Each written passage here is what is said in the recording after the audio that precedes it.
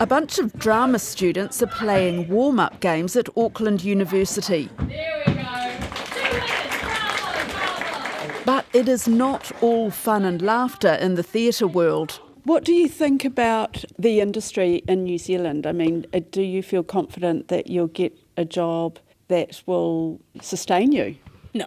I probably not in New Zealand. I guess my plan is to probably, start in Australia. The industry in New Zealand just isn't a thing, really. Like, it's not enough to sustain you for life. What do you mean it isn't a thing? It's there, but it's not on a big enough scale. What about stage? Is anybody interested in the stage? Sure, I guess. Yeah? What do you want to do? Like work behind the scenes? Or No, I don't mind being the front character. I'm just shy. do you think you'll make a career of No, it? definitely not. Because Don't think there's a scene, I guess. is there a scene? No. You don't go to theatre? I go to tons of theatre, but not by people who make money out of it. Ah. There's heaps of theatre, but not if you're looking for a career or an income. What do you think of the theatre, New Zealand theatre? I think there's a lot of people who should be making an income out of it. So it's good. It's fantastic. So let's just talk about theatre. If you want to be in theatre, you get a job somewhere else and do acting or behind the scenes work as a kind of... Like as a hobby, or like you try to make a career out of it, or you go to Melbourne. It's a pretty gloomy outlook here, but just down the road, tucked in behind a building on Queen Street, it's a different scene. I would just say to them, just dig in, because this is an art form that every city needs, regardless of what's happening in terms of our infrastructures, to just believe in the power of it and know my haere mai, come on down to basement because you can totally make your work here. I'm Sharon Brett Kelly. Today on The Detail, the state of theatre in New Zealand. Millions of dollars is being spent on reviving grand old venues of yesteryear, but will we have the artists to work in them? We'll hear more from the students and get back to the basement theatre, but first, James Wenley. I'm a lecturer in theatre at Te Herenga Waka, Victoria University of Wellington. OK, will you still have that job next year? I don't know. I'm waiting anxiously to find out in September exactly what will happen next year. Can you explain to me what is the situation? I've heard about other courses and we know that things have been pretty dire at Victoria. What are you facing at the moment? So for the theatre program specifically, the proposal on the table at the moment is for the removal of half of the academic positions in theatre, also the removal of a technical position, an administrative position from our wider school, and then to merge us into the English program. So the disestablishment of the program as a standalone entity, and to deprioritise the teaching of our performance and production elements of our courses in favour of the analysis of theatre works itself. Why is this happening, James? Well, Victoria University, and in fact the majority of our universities in New Zealand, are facing quite substantial financial deficits. The universities are very worried about hitting their debt limit, which would trigger government interventions. By law, they're not allowed to do that. So there is attempt to find costs, and unfortunately, those costs translate for university managers as people, as staff. So the theatre program has been one of many in our university that's been sort of targeted for where some of these cuts could come, alongside programs like the School of Music, design, languages. It's a pretty serious situation university-wide at the moment. So theatre education is in crisis. It is. It's about having these opportunities to access theatre and the performing arts at tertiary level. And that's one of, I guess, the great things about having theatre at university is that if you have university entrance, you can come and enrol. We have over 100 students taking theatre in our first year. So certainly a lot of those are theatre majors, but others are students that want to do it as an elective because they know that doing theatre will enhance their other subjects and courses and wherever they want to go in life. because we are helping with those communication skills, collaborating, creativity, confidence, courage, all of those things.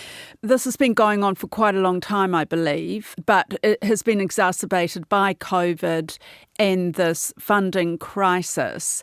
Is it, though, that these programs aren't quite right now? They're not the right kind of courses for young people who want to maybe get into theatre or, some form of performance or behind the scenes work? Oh, we're constantly innovating and reviewing, what is the best way to teach. And I'd say that we've had some pretty outstanding outcomes, both, throughout the life of the program. Like, we're a 53-year-old theatre program at university, but our graduates continue to be demand in the industry. Just looking at Wellington, our graduates are all over the place in terms of the stages, behind the scenes, and actually other careers as well. So I would actually say that this is the exact time to be investing in and resourcing in the type of education that we offer, because it's not just sitting down and reading and writing, that this is embodied learning.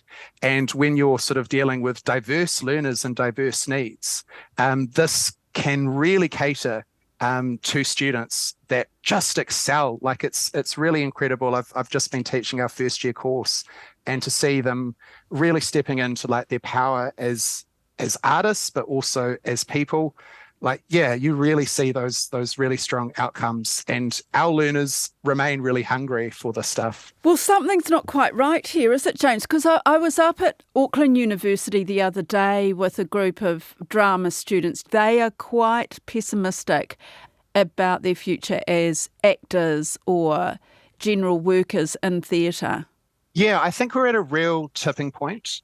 We are sort of expecting that funding across the arts is going to be contracting over the next few years. We had a really significant, I guess, increase just to get us through the pandemic, and the performing arts industry has got through, but it continues to be really challenging. And I think this is the disconnect, because more New Zealanders than ever actually really understand the value of arts and culture. We've really seen how important that is. There's many shows out there at the moment that are selling out. So theatre continues to be relevant, but it's that larger question of how we actually value it as a society. And so if we can do that and really kind of understand these larger outcomes and values in terms of health and well-being, in terms of community bonding, like if we were to actually properly invest in it, the transformation with theatre and arts in general would be massive. So we kind of have to decide what do we want as a country. And, obviously I would be arguing that this is something that we need to have more of, not less. And we are at this tipping point where we could go either way. It's basement basic, isn't it? Totally is, yeah. It's Nothing fancy. what's the maximum seating here, roundabout? We go for about 100. It can go up to 120 when we've got different configurations. Yeah. Yeah. So, but pretty teeny. Yeah. Just let the art do the talking, really. The non-profit, publicly funded Basement Theatre in Auckland has been going for 15 years. It has hosted 850 productions involving 700 artists a year, while 25 artists take part in development programs annually. But it has had to adapt to survive. So, Kat Rooker. Kia ora. Kia ora. Tell me about your job here. They call me the executive director of Basement Theatre, but I've been calling myself the taniwha lately. I'm the resident taniwha. I think I like the taniwha as a model because it's more about guardianship. So that's what we're going with at the moment. Right. How long have you been in this role? I've been here for just over 2.5 years. So actually my whole time here has been characterised by COVID. So I've been sort of trying to navigate Basement Theatre through this quite tumultuous time. And what's that like? Of course it's been really challenging, but because we're small, we're quite nimble, and I have a really amazing board of trustees that have been not at all opposed to taking risks through this time. So it's actually been, though very challenging, it's been full of exploration, and we've been doing some really fun things during this time as well. So it's been hard for me to kind of go straight into managing a live performance venue at this time, but there's been good things as well. All right, what kind of risks and what sort, what kind of experiments have you been doing? I think what became really obvious to us during the pandemic was how wronged our independent artists have been in terms of the financial aspect to making theatre. And so we've really just kind of lent into breaking down as many financial barriers as we can to the process of making theatre. So an example of that is that it's now free to hire basement theatre. We have it's called the Hire for Nothing model. And it means that an independent artist who's super emerging, they've just graduated, can come in and put up a show and not have to pay for the hiring of the space. We've also introduced a new ticketing model called Choose What You Pay, which is actually quite prevalent overseas, but it's just starting to take hold here, where people can essentially choose how much they put towards their ticket, ranging from sometimes $5 through to $250. So.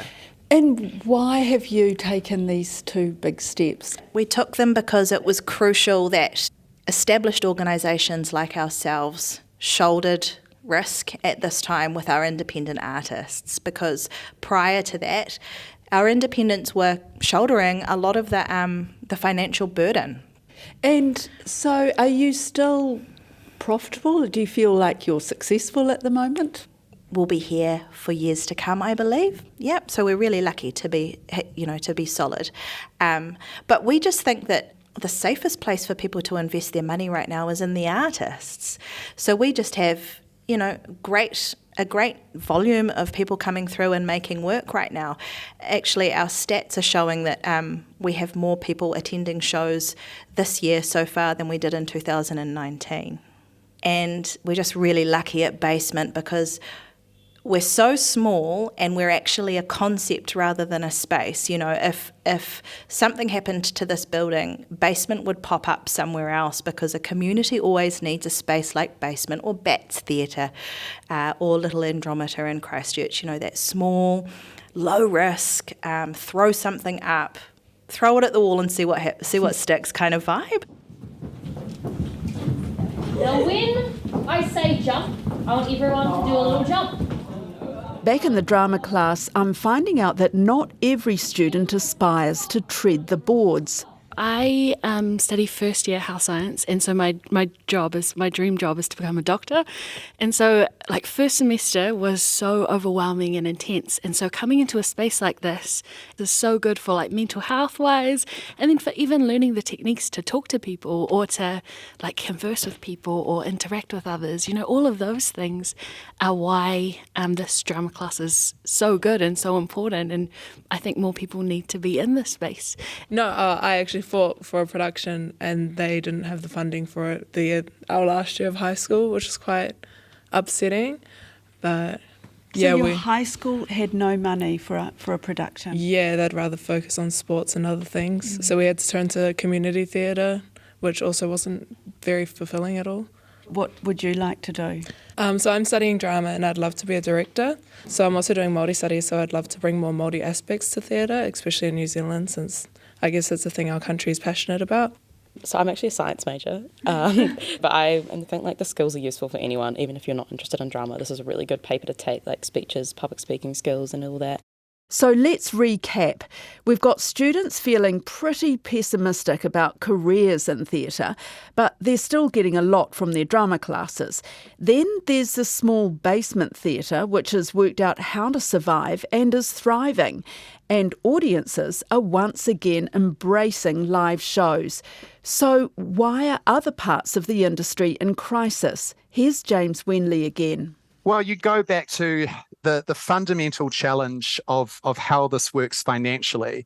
That theatre is very expensive because it is dealing with the live, and it takes many people to get these shows on stage, behind the scenes and all the staff and the venues themselves. So this is something that is more expensive. And if you want to keep those ticket costs down so it remains accessible for many people, not just the few, then it does need that public subsidy. And there is a lot of very good resourcing going in, but it's such a constrained funding environment at the moment that there are many good projects, many worthwhile projects that are missing out from funding. And that's both at the Creative New Zealand level, which is the government's public advocacy and funding agency for arts, but also at council level. You know, everyone is facing these contracted budgets, having to make really hard decisions. And if that's the case, James, you know, we're also hearing about the millions that are being poured into restoring these beautiful old theatres, the St James and the Mercury up in Auckland, for example, millions and millions of dollars. Does that feel right to you? It does, because that is also about our heritage. And you know, I'm very pleased that there is a pathway that seems to be going forward for the St James, that we do need these venues. It's been a real gap not having that venue sort of open and available, and particularly, you know, the importance of that for music gigs. I think we will see that venue full and used because people do want those experiences. But you're right, it is needing to have both that investment in space and venues, places to perform. But I think we also need far more investment in people and artists themselves. So a lot of the funding goes towards particular projects, but what would it be like to actually properly invest in artists' careers? So does that bring us to this whole model of the way theatre is funded? The Washington Post article that says that there must be a new economic model where artists are funded directly. They produce their own work, they rent their own venues, and they pay their own collaborators. Yeah, so there's some very interesting trials going on in, say, Ireland with artist wage, that there's a guaranteed income for participating artists in that scheme. I think this is something that we need to start looking at here. Creative New Zealand is currently doing a review of how they fund, and it looks like there's going to be quite a substantial transformation next year, but I think that's also going to have to be supported politically, and that will be interesting in terms of where the election lands, because there are different kind of political views in terms of where Creative New Zealand might sort of fit in that. But I think if we can move far more to, it is about the people, it's about the work that they want to make. If we can make spaces affordable, it's even things that, you know, say housing, not just for artists, but for everybody. You know, when you're sort of looking at what are the conditions that art will thrive, it's making things far more affordable and accessible for the many. There's a lot going on here, actually, and it's not all bad, but it is bad when it comes to theatre education. It is. I think we're still in quite a fragile state. Like, it took so much for the sector to get through the pandemic, when it's the existential crisis of the live is the danger. And, you know, it has taken a bit of time for audiences to kind of feel comfortable coming back, but they are kind of really coming back at the moment. And there's lots of like very dynamic, vital work going on. You know, some of the most interesting work is coming from our Māori and Tanga Moana and rainbow artists and communities. There's no shortage of really great work. Our artists are back at the Edinburgh Fringe right now, representing our arts and our nation. But if we could have that better kind of wraparound support, that would be good. And I do really fear, in terms of what's happening at this education tertiary level, because we've got all of these institutions making very similar decisions, but in isolation. You know, music and theatre at University of Otago is also under review, that you could get to next year and suddenly many opportunities will have been closed off, and we've already lost quite a few. So Canterbury University, they closed their theatre program 10 years ago. we've lost PIPA, the Pacific Institute of Performing Arts, and MIT. Both of those kind of closed their training programs. So we've already lost a bunch. We've lost various music programs. So we have to sort of like draw the line in the sand to say that we can't lose any more of these really critical education and also arts and culture infrastructure. But is no one listening, James? You know, the people who are making the decision about closing down these courses, down these schools, are they not listening to what you're saying? Well, we remain hopeful. We're putting up a very big fight, and we've had, you know, an incredible response from the industry, from the community, from graduates that all understand the value of these programs, what they contribute to the cultural life of the city and the country as a whole. So I think that has been made clear. We've had many, many people writing letters to our Vice Chancellor. So they're hearing that.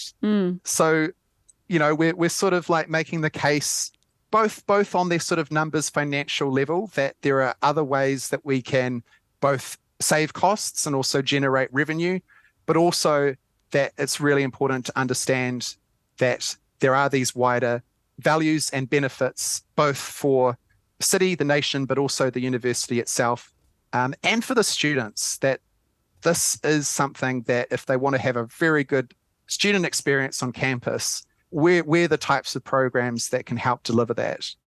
Places like Basement Theatre will just go on and on and on. Let's not create a false picture though. It's doing well because of people like my team, incredible arts administrators and managers who aren't acknowledged for the hard work that they have done over the last 3 or 4 years to continue this industry on in these hard times. So it's not without its constant challenges for us. It's not without burnout. But yeah, it is. It still feels exciting to me. I'm still seeing a number of different communities come through our doors wanting to see live performance, for sure. That's it for today. I'm Sharon Brett-Kelly. The Detail is supported by the Public Interest Journalism Fund, and today's episode was engineered by Jeremy Ansell. Our producers are Sarah Robson and Bonnie Harrison. And thanks to Kat Rooker, James Wenley and the drama students of Auckland University. Mā te wā.